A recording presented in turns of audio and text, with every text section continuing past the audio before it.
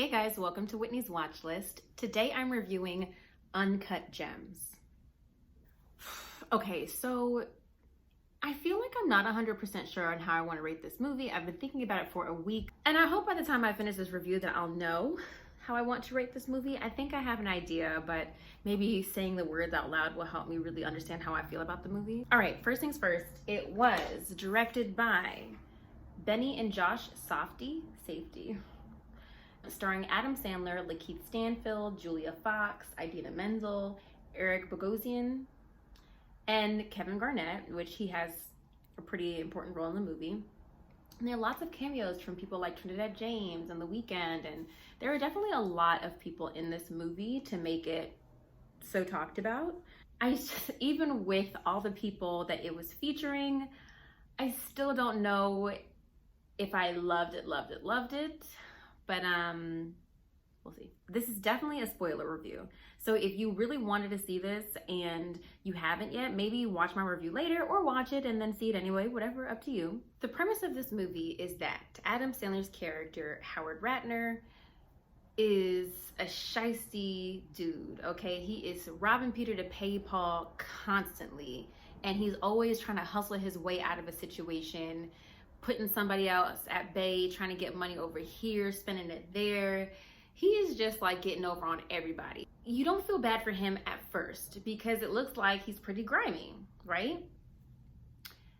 But as the movie goes on, you understand his character a little bit better. You kind of end up rooting for him because just so much bad stuff happens to him, mostly due to his own demise. It's definitely his fault. Everything that happens to him is his fault.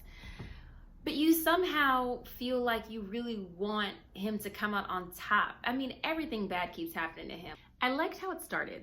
I did like how it started. You started and you were brought into this like mass hysteria in Ethiopia of them finding this beautiful black opal, right?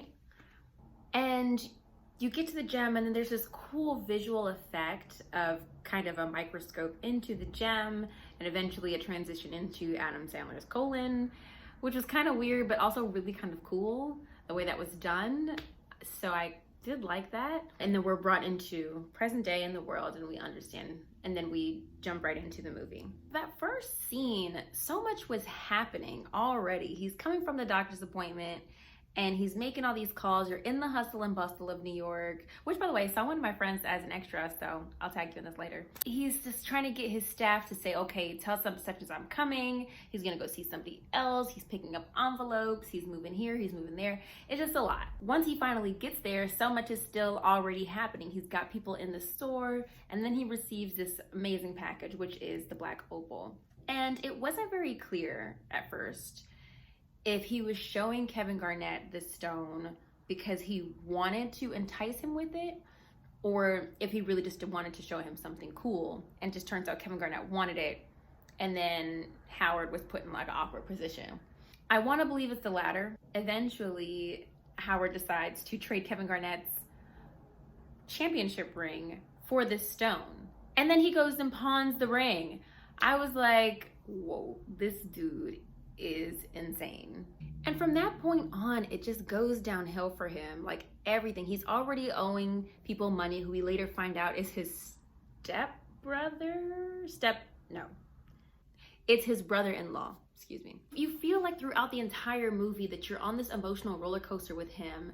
And I think the directors intended it that way, where every heightened scene, you as a viewer felt like it was your problem. There was so much yelling, there was so much camera movement, and so much action that you were like stressed the majority of the movie. Me and Rock actually went with another couple who were some friends of ours, and we were talking about the movie after it ended, and we were saying how you just felt tense and stressed the whole time, and someone overheard us and said that they felt the exact same way. So maybe that was intentional, but it was a little exhausting, if I can admit. As the movie goes on, we find out that he's got this mistress who's staying in his, I guess, bachelor pad or separation pad or whatever you want to call it, because he's not officially divorced from his wife, it seems.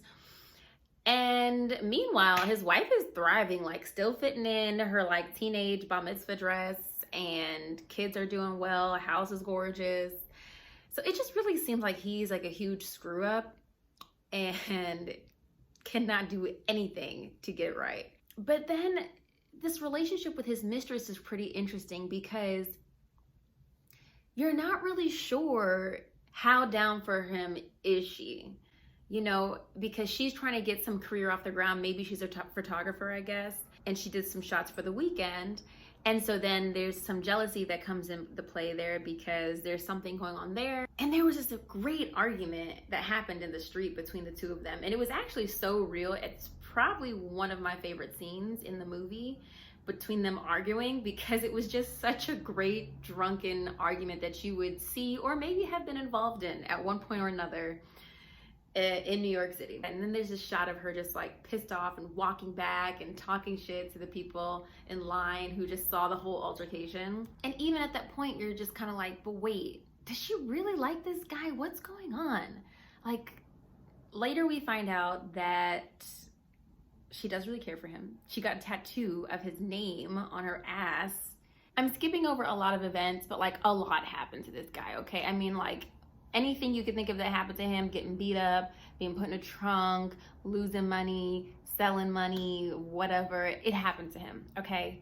So we get to the end of the movie, right? And he somehow reconciled with his girlfriend, I guess. And somehow fate allows him to trap these henchmen, right, who were after him, which is his brother-in-law, after him and his money. And he bets all this money that he got back finally from this gem on Kevin Garnett's game, on the last game. And he sends his mistress out there to place the bet. One thing links to another. He wins big, allowing him to finally pay off everybody. And as the viewer, you're like, yes, he did it. Amazing. He can go on with his life. And she's excited, he's excited. And then he finally like unlocks his like safety gate for them. And they just shoot him in the head. And I'm not kidding, guys. Me and my friends, we all gasped at the same time. We were like, and like nobody else in the theater were as shocked as we were, because we were so in it. We were so involved. We were so sure that he was gonna come out on top and he was gonna win. And we were completely unexpecting of this bullet to the head. And because of that moment is why I'm not sure how to feel about this movie. I think it was really well done, really well acted. The cinematography was amazing. Like I said, I think the directors did a great job of making you feel like Howie's problems were your problems and making you feel like you were in the thick of it with him. But I just feel like, damn, he went through all this just to get his head knocked off. And then what I didn't understand, which is something I didn't understand from the beginning of the movie, if this guy owned all this money, why didn't they just take some of the jewelry he already owned anyway? That was mad confusing to me, because at the end, they shot him and then they just took all his jewelry. And I'm like, seriously? Really? And I guess they did that because Howie's already proven that he's untrustworthy. So I guess they figured, you know what, forget it, we're gonna kill him. Then killed his brother-in-law. And then these henchmen just took everything for themselves. I was like, this is a lot. This is a lot. So because of that, I think I can understand why the audience score on Rotten Tomatoes was so low and the critic score was so high. I mean, again, it was a really well done movie, but just as a viewer, you're like, oh, seriously?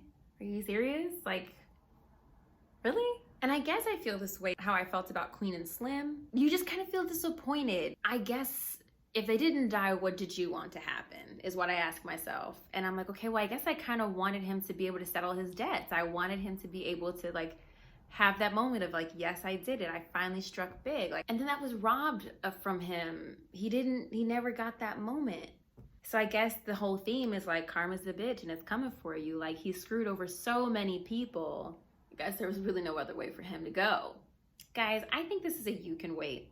I think it was really, really well done. But I just think that it wasn't worth rushing to the movie theater for.